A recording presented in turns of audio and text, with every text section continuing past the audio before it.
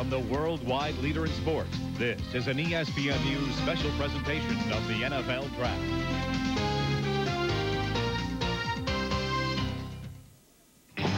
Years of the NFL Draft on ESPN. The quarterbacks have often moved to the head of the class, but rarely has there been a class like this one.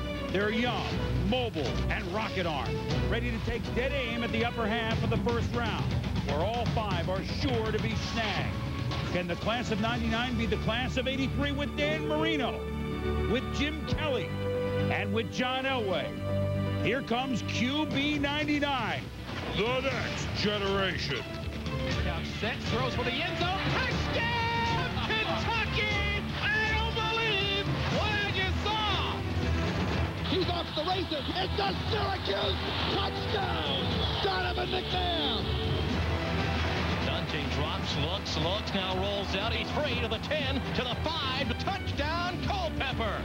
McNabb is going to run it at the 5, dives in the end zone. Absolutely unbelievable.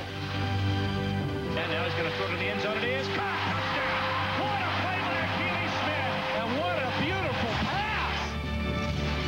Quarterback, the greatest names in the game, playing the toughest position in all of sports.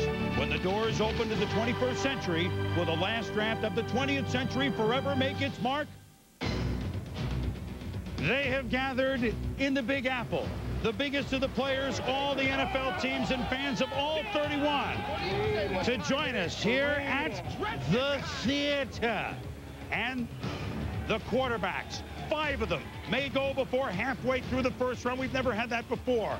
And the running back, after the QBs, the other issue, Ricky Williams, the 6,000-yard Heisman Trophy winner. Where does he go?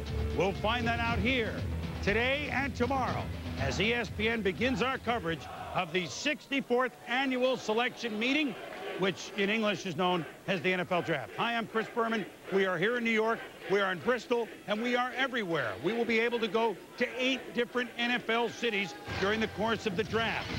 It sounds like a Chuck Berry song. They're really rocking in Cleveland, and Miami FLA, in New England, and Indianapolis, a hot spot. New England wants to trade, and Seattle for the beginning of the Mike Holmgren era.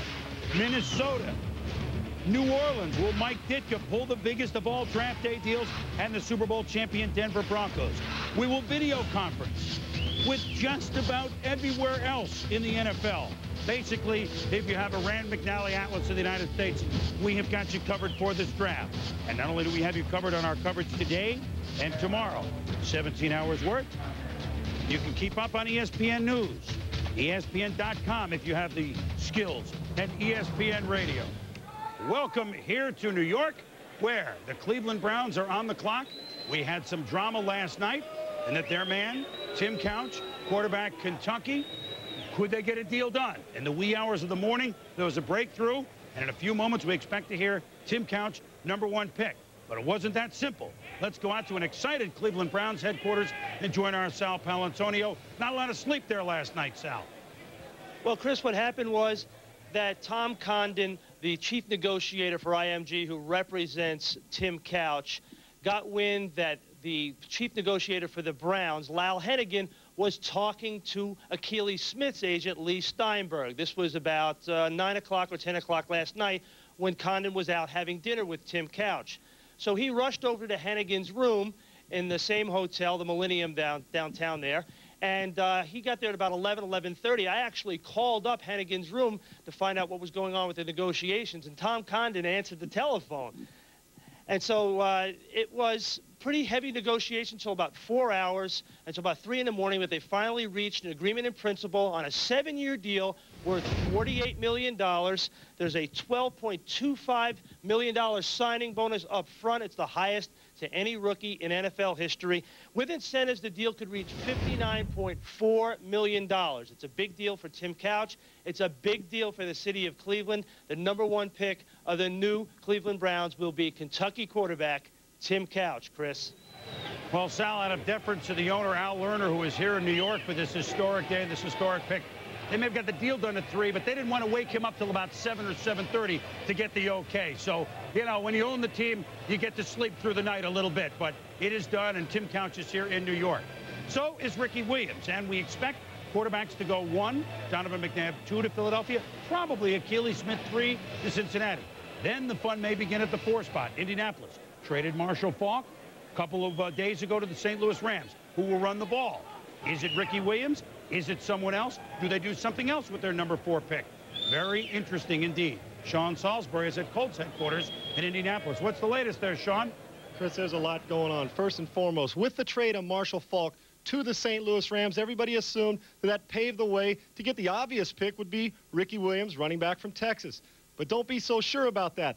This football team, when you talk about Marshall Faulk, said it would have been a distraction in training camp because he was going to hold out guaranteed because all the money he wanted. So they had to look elsewhere. When you talk about the players that are out there for them, you go into a meeting room, and it's all about emotion in this draft. You talk to Polian, you talk to Jim Mora, you mention the players, and they kind of go through the pluses and minuses. You talk about Georgia cornerback Champ Bailey, and they go crazy. They are in love with this kid. You'd think that it was their child. And remember, Bill Polian and Jim Mora both have built defenses wherever they've been. Don't be surprised if that Georgia corner is right here in Indianapolis today. Let's go out to Ed Werder in New Orleans. Well, Sean, as you know, the Saints have no real reason to trust that the Colts are going to pass on Ricky Williams at 4 to take Champ Bailey. Now, Mike Ditka tells me that he's got a tentative agreement in place, if that does happen, to go ahead and make a trade with Washington for the 12th pick for the 5th spot, move up, get Ricky Williams there. But they're not content with that. They're still exploring possibilities of moving in front of the Colts. They've talked to Cincinnati this morning. Cincinnati's, as Mike Ditka put it, their request was outrageous. They want all of the Saints' top picks this year, plus their first rounder through the year 2002, Chris. Mike Ditka says he's not willing to pay that. Well, Mike is ready still, Ed, to make a deal that we have never really had on draft day. But it will all unravel here in the next 17 hours, 10 hours today, 7 hours tomorrow. Mel, your top 5 picks, if everything was equal, you would go running back, wouldn't you? I would. Ricky Williams, I think, is going to be a franchise back. Chris Edgerrin James on his heels. Chris Claiborne can play middle linebacker or on the outside. And Champ Bailey, we know about that tremendous versatility he'll provide an offense and a defense. You know, I didn't give you the proper drum roll. Mel Kiper, Joe Theismann working with me, as always, in a cast of thousands. The commissioner will open it. Good morning. Good morning. Welcome to the National Football League's 64th Annual College Player Draft. We want to thank all of you fans here for being with us in New York, and we also want to thank the millions of fans around the country who are watching ESPN's 20th telecast of the NFL Draft. Today, the first selection choice belongs to the Cleveland Browns, who are now on the clock. Well, the crowd is certainly revved up here now. Joe Theismann, you've scattered all these quarterbacks.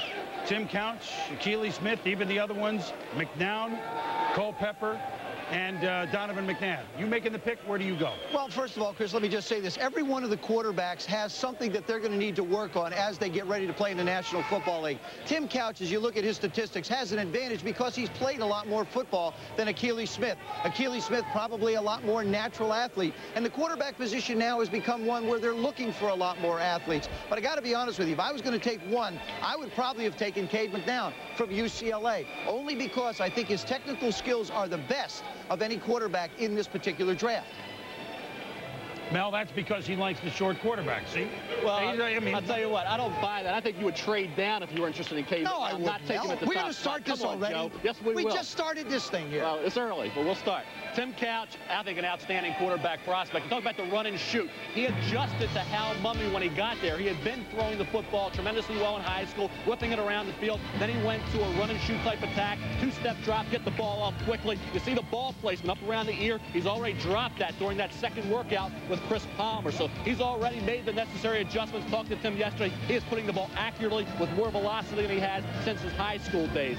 36 points per game on the hardwood in high school. He really utilizes that ability in terms of accuracy on the football field. And I look at Tim Couch, 6'4", 225, tremendous escapability. Watch him escape here, vision down the field, accurately deliver the football. I think that's what's underrated about Couch is this athleticism that he brings to the quarterback position, as well as the enthusiasm. He's kind of mild-mannered off the field, low-key. When he puts the pads on, he turns up the intensity dial. Watch him here throw across his body.